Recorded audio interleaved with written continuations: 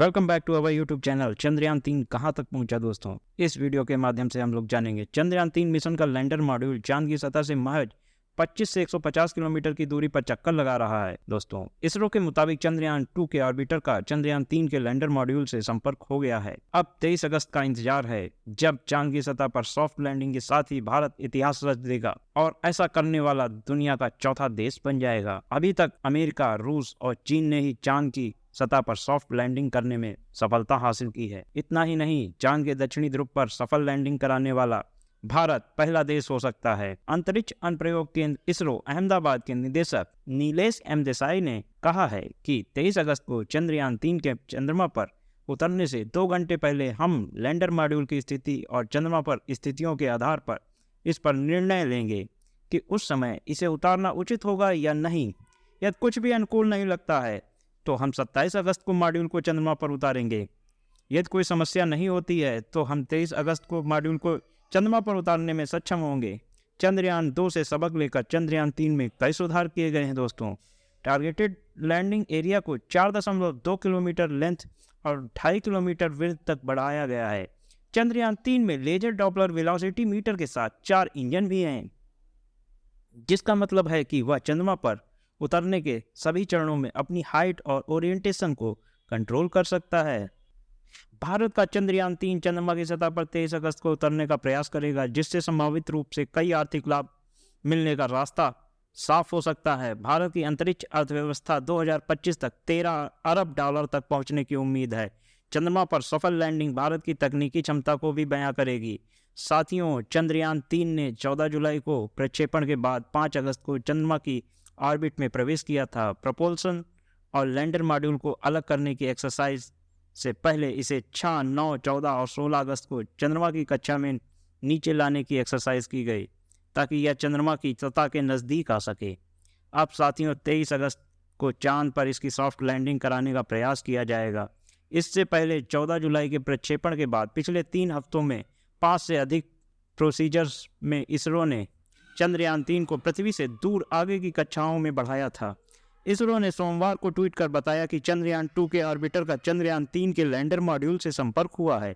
दोनों के बीच two way communication स्थापित हो गया है। भारतीय अंतरिक्ष अनुसंधान संगठन ने lander hazard detection and avoidance camera LHDAC में कई कैद की गई चंद्रमा के सुदूर लेटरल भाग की तस्वीरें सोमवार को जारी की। LHDAC कैमरा लैंडिंग के लिहाज से सुरक्षित उन क्षेत्र की पहचान करने में मदद करता है जहां बड़े बड़े पत्थर या गहरी खाइयां नहीं होती हैं। इसरो के अनुसार चंद्रयान 3 मिशन के जरिए अंतरिक्ष अन्वेषण भारत में एक ऐतिहासिक उपलब्धि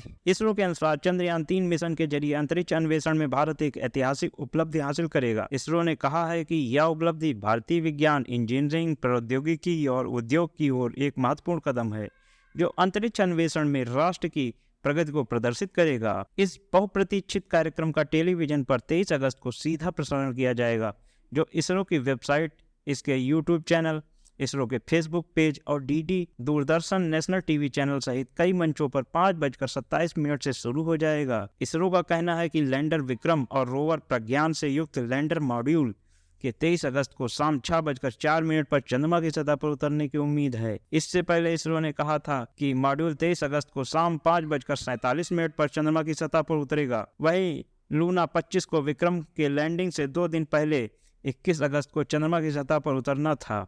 इसरो का चंद्रयान 3 मिशन अपने अंतिम चरण में है।